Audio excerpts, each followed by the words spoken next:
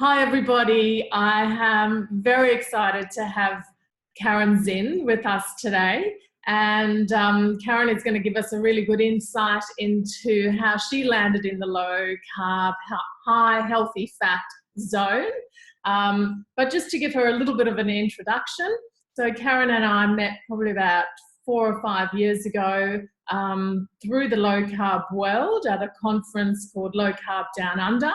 And Caryn was presenting at that conference, and I was just thrilled to meet another dietitian who was on the same wavelength that I was, so it was really refreshing.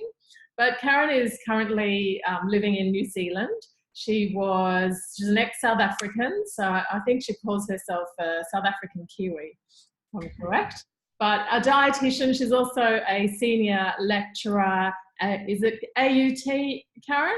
Yep, AUT, yeah. AUT, which sounds like a fabulous uni from everything that I hear, really giving you that freedom to research in areas that potentially some of the other universities wouldn't. So Caryn is just going to share with us today a bit of her story and insights into this low carb world. But welcome, Caryn, and thanks for giving us your time. Oh, thank you for having me. It's very cool to have a chat with you and to your followers. So I hope I can add something of value to your program. Yeah, I'm sure you can. So Caryn, maybe to start us off, you can just give us a little bit of background, when you qualified as a dietitian and then how you came to practicing in more of the real food, low carb space. Yeah. So I actually qualified at the end of 1995. Oh, every time I say that, I feel just that little bit older. And then I actually immigrated to New Zealand at the end of 1995, actually. So basically from then right up until about 7 years ago, I was what I'd call a mainstream dietitian. So I would follow the guidelines in terms of how I would eat and also how I would guide people to eat, whether it was in my job when I lived in the north of Auckland in a place called Whangarei as a public health dietitian, and in private practice. So and I was, to be honest, I was pretty loyal to the guidelines, to the food pyramid. And I don't know about you, Vicky, but when I studied, I didn't really question my lecturers and tutors when they told us these are the guidelines. You just there was this assumption that there was truth to what was behind guidelines. So of course, I accepted it, and because I didn't have any metabolic dysfunction, eating a high carb, low fat for me was not a problem. I didn't have any conditions, so there was no reason to look elsewhere for change.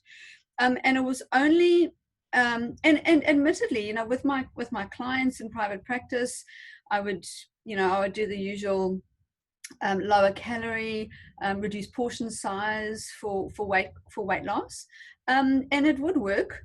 It would work to a certain extent, and usually that would be at the expense of people feeling quite hungry, and people having to exercise extensively for that, energy in, energy out, for that calorie deficit. And people would lose weight, and they would say they had a bit more energy, and that was it. But since my transition, and I'll tell you about the why I changed in a minute. But since the transition, I've totally changed the way I practice, and the outcomes that I get it's almost like everything else is a priority and what else is just a bonus. So people come in claiming that they feel so much better, their bloating has disappeared, their moods are better, they're sleeping better, a whole host of things, and particularly that their inflammatory conditions and their gut issues are getting better, and they've lost some weight. So it's a very different outcome, and it's just, you would know, it's totally satisfying to really to really be able to help people and know that you are really helping people, that is very satisfying. But what made me change my mind was really my some of my colleagues at work were talking about low carb this and low carb that, and as the arrogant dietitian that I was, it was like, oh, I've heard this all before, and Atkins, and it will give you ketosis, which is bad for you, and it will give you bad breath, and all this stuff, which I now know to be completely inaccurate. So I try to make it go away, and for some reason this time around it didn't go away, and that's because I guess now with the internet and Google and the informed consumer, it was just more powerful. It was everywhere, and I thought, oh, let me go and do some reading to try and make it go away. So I thought I'm gonna read around the evidence that led to our guidelines, and there must be a good reason why we need lots of carbohydrate, particularly to treat people with diabetes. So of course I went away and did some reading and came up a little bit stumped. And for probably a 3 or 4 month period of really looking into the research, I had a lot of self-doubt about the profession, about my job. I thought, I can't be a dietitian, because that saying, once you hear something you can't unhear it, once you read something you can't unread it. And this was totally contrary to what I'd been taught, to what I'd been doing, to how I was living. And it took 3 or 4 months for me to actually build up the courage to change my diet and then start working with people with this new way of doing things. And the first time I would tell someone to have full fat milk and to have full fat yogurt, my hair stood on end. I can almost still feel it. It was quite a challenge, and I've never looked back. Absolutely never looked back. And I get more and more confident and comfortable with this way of guiding people to eat, because I'm absolutely convinced this is the way forward for nutrition. So that was a bit of a mouthful to your question, but I hope that gives you an inkling as to why, how I got to where I am. Yeah, that's great. And it really resonates with me, that story. And, I even spoke to a GP a little while back, and he was like, if we don't trust what was given to us when we are studying, we've got nothing. And so we can't really blame health professionals for being stuck in their ways, because it really is that trust that you give to the associations and the people that are lecturing you, and that everything you're being taught is correct and in line with research. So it's a hard one to get your head around. I agree, and I think you and I, and probably some other dietitians, we're probably more patient with our profession than other health professionals are of dietitians, because we know that we are a conservative bunch, and we are pretty loyal and trusted to the guidelines. So I think we need to be patient, and more health professionals, particularly dietitians, will change their mind and are changing their mind. By the day, the groups are growing. Yeah, absolutely. And, we can let people know about the Facebook group that you started, Caryn, with, I think, myself and Francisca as the members, like 5 years ago. And that group, which is dietitians who are interested or practicing as low carb, how many people would be in that group now? I think they're about 130 or 140. Yeah, it's pretty amazing. Well, it is, considering it's a small profession. Yeah. And I think there is a lot of scaremongering about, you're going to get deregistered and everything. But at the end of the day, you don't need to be a rah, this is what I'm doing person. You can just go about it the way that you can in with the least resistance. And, if you just talk whole food, which is really what this is all about, then you'll never get into trouble. Yeah. Well, talking about trouble, we might touch on something that you were involved in. And some of you in this group will know of Professor Tim Noakes, who is one of the most outstanding researchers in the world and is really highly regarded. But he jumped onto this bandwagon, if you want to call it that, a number of years ago. and through his own experiences personally, and then, grew from there. But he actually got himself into some real hot water when he put a tweet out to a mother about weaning her baby onto a lower carbohydrate diet. And this actually went right up to the courts in Cape Town in South Africa. And Caryn, you were involved in this case, and maybe you can tell us a little bit about that. Yeah, it was probably one of the highlights of my career, and that might sound really strange, sitting in it wasn't a courtroom, it was a boardroom where a hearing was being held for the equivalent of 20 odd days, and people would say to me, "Oh, that sounds really boring." And to me, it was one of the most exciting things that I've ever done for the profession, because it's a big signal to the world, especially looking at the outcome, which is, Tim Noakes has been cleared of any supposed wrongdoing. It's a very big signal to the world that you can't just report people on a whim because you have insecurities about your profession.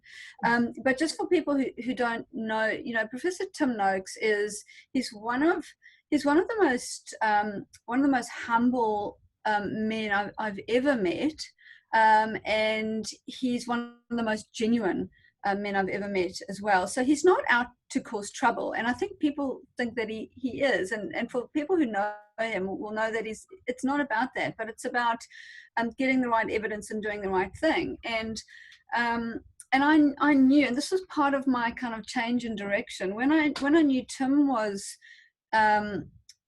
talking about low carb, I thought there's definitely got to be something to this, because he has made a noise about other areas before, in particular hydration in the field of sports nutrition. And he was all about, the guideline was drink 750 mils on the hour every hour when you exercise. And he was going, no way, you can get hyponatremia, which is like water excess, really. And he said, you need to drink to thirst. That is what the guideline should be. And I remember at the time, everyone was going, including me, that's nonsense. Drink to thirst. You're already dehydrated and it's too late and all this stuff. And then fast forward a few months or years, the ACSM guidelines, so the American guidelines for nutrition and hydration, changed to drink to thirst after this was carried through. So he stands up for what he believes in. He doesn't care how much noise he makes, as long as it's for a good cause. And that's exactly what happened with this whole Twitter case. So it was a case about social media. And if anyone understands Twitter, it's not a forum where you have a one-to-one relationship. That private personal relationship happens behind closed doors, right, in an office. This is a social media platform where everyone can join on. So one of the aspects that he got in trouble for was providing unconventional advice. So that was the one aspect on Twitter, in which case he had a doctor-patient relationship, and both of those aspects it was found to be null. Really, there was no doctor-patient relationship, and it actually is not unconventional advice. But so my involvement was to be an expert witness in the case, alongside Zoe Harcombe and Nina Tykotz from the States, and they were there to provide the evidence for. I guess Zoe was there to really look at the study critiques of the studies that had been done, and actually show the world that fat is not the demon that people think it is, and saturated fat is not. It shouldn't be demonized either. And Nina was there to talk about some of the historical events that led to our guidelines and why they are wrong. And my contribution was to say, I'm a dietitian. This is what I practice in my practice, even with weaning babies from breast milk onto first foods, which should be whole real foods, not cereals and rice crackers and things, and that it's perfectly safe. And also we are doing research in this area as well. So this trial went on for pretty much since 2014, and it was only about 2 months ago did the verdict, after it was appealed. So the verdict came out last year, and they cleared him of all 10 counts of supposed wrongdoing. And then the Health Professionals Council appealed its own decision, and it came out good again. So it was super exciting to be involved in this. And I actually think it was a crying shame that they didn't make the whole trial compulsory professional development for every single dietitian in South Africa. Honestly, the quality of information, the level of critique, the evidence that came through was jaw-dropping. It was so good. And that's out for the world to see.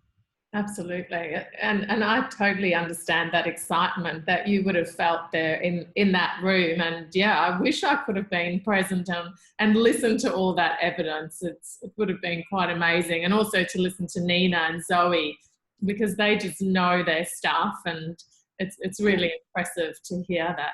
Yeah. Yeah, and I'll have to say, Zoe did her whole PhD on dietary fat, saturated fat, and she has the best critiquing skills of studies that I've ever known anyone to have. And she picks apart stuff, and it was just fascinating now to know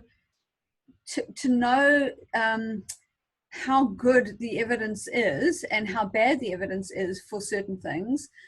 While we have a global guideline that we need to keep saturated fat intake as 10% of our total energy intake, there have been no good studies at all that have that have good reason to end up in a guideline like that.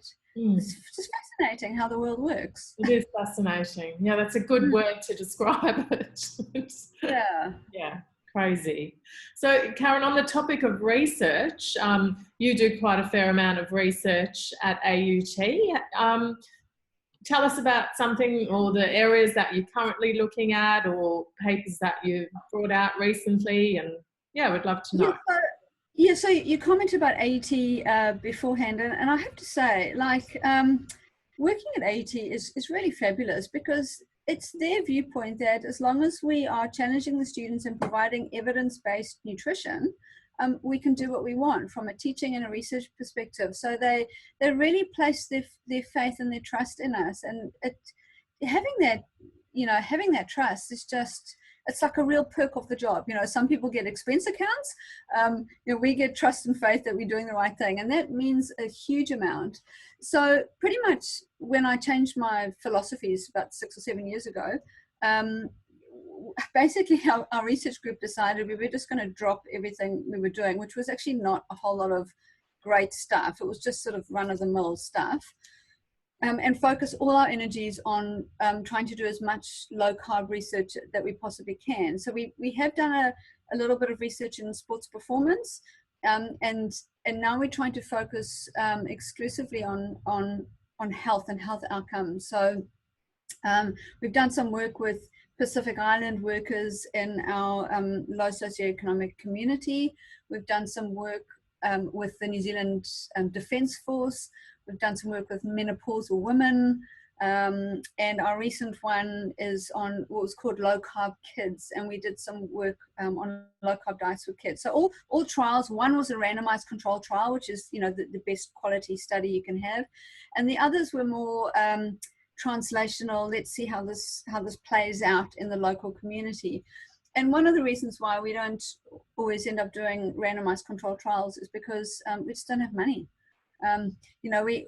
We've got a study that we're doing at the moment looking at diabetes, and we've got a low carb high fat or low carb healthy fat arm versus a normal mainstream arm, and our funding we put in for 200,000, which again is nothing. It doesn't even cover overheads of the university, and we got knocked down to 100,000, we want to use a recruitment agency group that have got everything, down pat for trials. And they said, yep, but that'll be $90,000 to get their services. So we've got 10 grand to do the study. So it's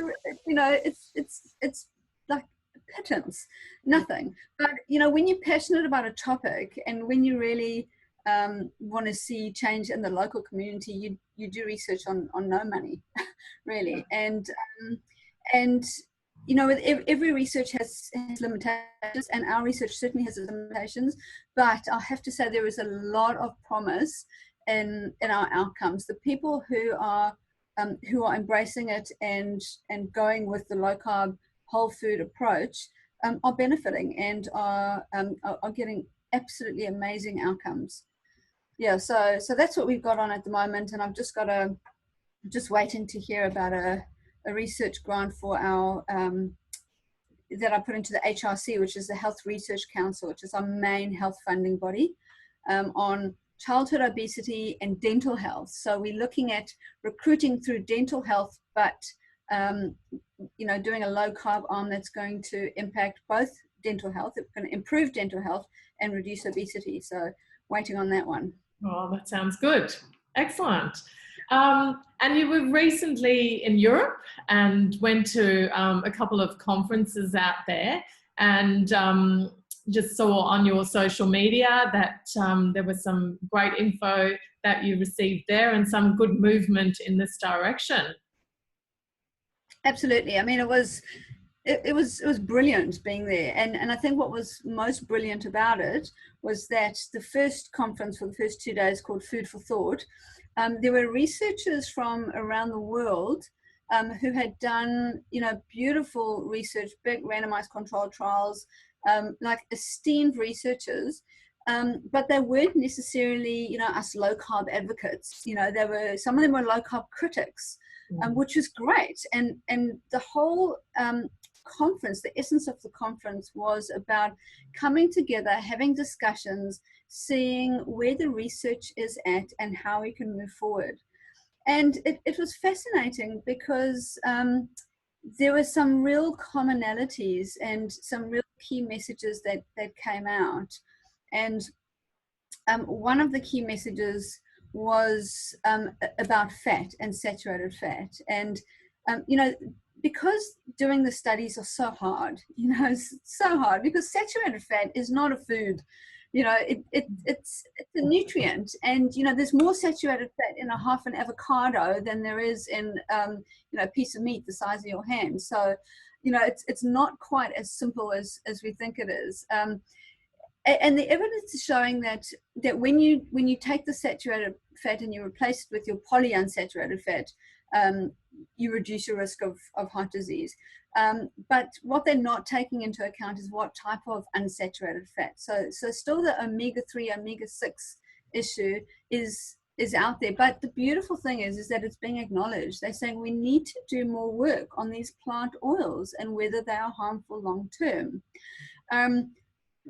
It was also quite interesting, and this is almost, dare I use the word consensus, but at the end of the 2 days, the editor of the BMJ, British Medical Journal, which is who co-hosted the conference, summed up and pretty much said, it's fair to say that we can all agree on the fact that the saturated fat causing heart disease story is something that we've got wrong, and we need to move on.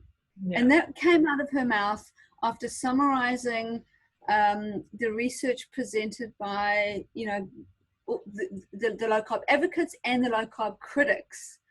So that was very, very encouraging. It's just you might say, well, why has the National Heart Foundation not shut down? Well, because it's going to take time to filter down to organizations, and but it is encouraging that it is being talked about as maybe saturated fat is not as bad as we thought it was. So very, very encouraging. And the other really encouraging thing is carbohydrates. So we are talking about quality. So quality is really important. And I think we can all agree that whole grain bread is better than white bread. But there is some unity in the area around the glycemic load. So even Jenny Brand Miller from, glycemic index from Sydney, who's quite anti-low carb. She's quite defensive about low carb. Her bottom line was the most important thing is to achieve a low glycemic load. So we were talking to each other going, well, you can achieve a low glycemic index load by changing the quality of your carbohydrate, but also by reducing your carbohydrate. So I think if everyone is on the same page with a goal, then how you get there is not irrelevant, but how you get there is personalized to people's needs. And I think there was sort of consensus about that, which almost embraced the low carb approach, right? The low carb approach keeps the overall glycemic load down. Great, let's do that. Yeah. So that was very encouraging. There was also a lot of talk about processed foods, and maybe it's sometimes we talk too much about percentage of carbs and grams of fat and protein. Maybe let's look at what processed foods do to the body. So future research is definitely going to be around processed foods and also around the gut, the gut microbiome and the influence of that. But even more exciting than those 2 days, if it can get more exciting in my world, was the next 2 days, which was all about diabetes. So it was a smaller group, but people who were immersed in the low carb approach: GPs, cardiologists, plastic surgeons. There were a couple of dietitians there, researchers, practitioners. It was amazing, and the research that was presented about how beneficial the low carb approach can be for reversing diabetes it just blew me away. Absolutely blew me away. Yeah. To the extent that the terminology that people are using, it's not about my diabetes is well managed. It's talking about diabetes reversal and diabetes remission. So like one conversation is like, what terminology should we use? Should we use reversal or should we use remission? I'm like, are we actually talking about this? This is amazing. And a lot of talk about getting away from the medical model, which is patch it up with drugs, and actually reversing diseases by diet. So, I mean, so exciting. Yeah, I mean, most of the time, when I was studying around diabetes, it was drilled into us it's a progressive disease. And I know. And that word, progressive, as opposed to reversing, it's black and white. It's actually quite unbelievable. Yeah. It is. And I think nowadays what's really good, like the days of the Atkins diet, that was the start of it, and there was definitely some good things about that. But the beauty about this time around is that there's a lot of scrutiny on the pharmaceutical industry. There's a lot of scrutiny on the food industry, and a lot of scrutiny on researchers who have been funded by the food industry to produce research that says grains are awesome for you. So there's a lot more scrutiny from everywhere, from the informed consumer and from health professionals, researchers, and I don't know, I see a lot of promise in terms of where this is going in the future. Yeah, it's definitely an exciting space to be in. Yeah, so, we're lucky, we're amongst it. I feel lucky, I totally feel lucky, yeah. And people say, I've just found out about X. I'm like, I've known about this for about 6 or 7 years. Yeah, classic. Very exciting. So, within this group of low carbers, we've got some people who have been doing it for a while. We've got some people who it's really brand new. This is their 3rd or 4th week of being exposed to this way of life. And what would you say if you had to give a few tips or words of advice in the initial phases? What would you say to these people? So just for the people out there, I'm also a private practice dietitian, so I do pretty much low carb all the time with various groups. And everyone has their slightly different way of practicing, that, and their different spin on things. And I sort of err on the side of caution when it comes to being like super strict. And I know some people are very into keto, which is the extreme end of low carb. I really think that you need to know why you want to be in nutritional ketosis. You need to know why you are chasing ketosis. And if it's not for a neurological reason, or to manage epilepsy, or if you have a brain abnormality, or if you're an athlete and you want to experiment, and if you want to just experiment, if you're not doing that, then you can get great outcomes just by going lower carb and higher healthy fat. So, and again, depending on what your goal is, if it's weight loss or blood sugar control or whatever. So my best piece of advice is, I think people are really hard on themselves, particularly females. And my rule is, eating off the plan is actually part of being on the plan. It's just the extent that you do it, and it's in context with your goals. So if you can eat in a way that nourishes your body and all that kind of stuff, but 80 to 90% of the time, and then the other end of the time, have a treat, have an ice cream or pizza, whatever it is that excites you in that domain, that's fine, but there should not be guilt associated with that. You eat that kind of stuff and you enjoy it, and then you get back to the plan. And I know some people, when they deviate, if it causes them to go down this rabbit warren of sugar addiction, well, then you need to make some decisions about not deviating. So everyone's got this individual way of doing things, but I do believe that this is not a diet. This is a lifestyle. It's a work in progress.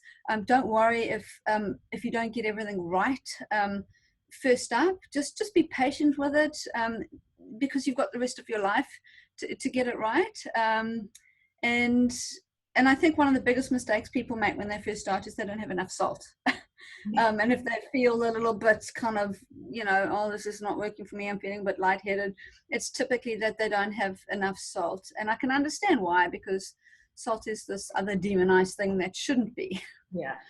So, yeah, I guess those are some of the things that that I would say to people. They need to try and live this long term, and go with the strategies, along the way. Yeah, I couldn't agree with you more, Caryn. That is a great note to end on, and I think there's a lot of people who will really take that message on board and benefit from it. So thank you so much for your time today. There has been some great words of wisdom and lots of hope in this area, which is really exciting too. So yeah, great. You're welcome. And I just wanted to say good luck and all the best to all your followers. Don't ever doubt yourself what you're doing. Eating whole unprocessed foods in a supportive manner is absolutely, you're on the money. It is the way of the future in nutrition. So go for it and enjoy the benefits. Brilliant. Thank you, Caryn.